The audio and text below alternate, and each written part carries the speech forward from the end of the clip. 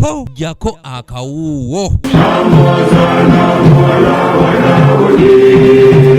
Mu kusoma emmisa ey'okunyenya amatabi olunaku olw'eggulo mu bulabirizi bw'e Kasese, Reverend Father Pascal Bwambale nga n'agisomedde ku radio ategeeza nti kino kye kiseera Omukama okwoleka ekisa kye kyalina eri abantu be kubanga okusoomoozebwa okuliwo kati buli muntu yeesiga Katonda. Yesu Kristo yongo Omukama enkayibonderaya kandi Omukama obuholo amasera okwatina kyekunda. As Christians who are committed to their faith, we are already gathering something to offer to the Lord in appreciation of what He did for us, in appreciation of what the church does for us. Ono ategeeza nti okujaguza n'okunyenya amatabi ku lunaku luno nga bwe kitegeeza obuwanguzi bwa Yesu Kristo ng'atuuka e Yerusaalemi y'engeri y'emu gy'asaanye okwolesa obwakabaka bwe nga taasa abamukkiririzaamu. The main issue is celebrating the kingship and the victory of Jesus Christ and His triumphant entry into Jerusalem. But as we had in the readings, immediately after the people showing through that Jesus Christ is King, is Messiah, they turned against Him. Father Bwambale alambise bagenda okujaguza ennaku entukuvu ez'enjawulo eziri mu sabiiti eno okutuuka ku lunaku lwa Pasika. We always have a Chrism Mass celebrated on Holy Tuesday. That is the Mass in which there is consecration of the holy oils that are used throughout the year.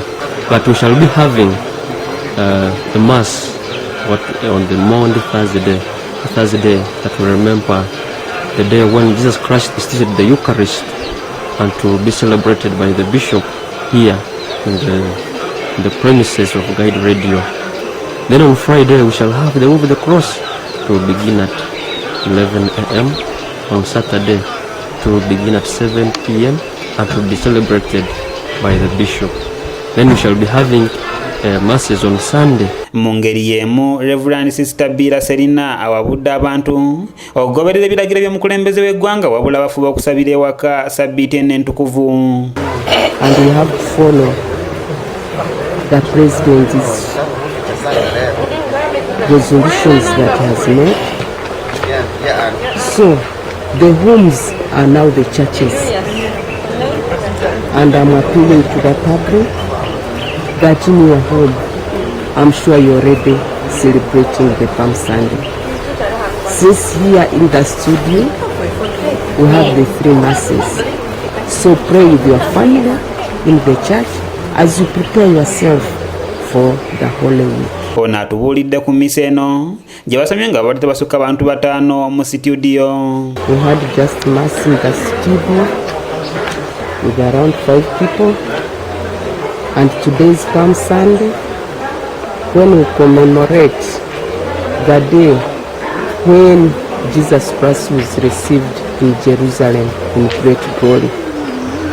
People celebrated, people had to put down their clothes, and Jesus had to walk on them. Robert Kule yakusakidde eggulire lino okulwa ABS Television.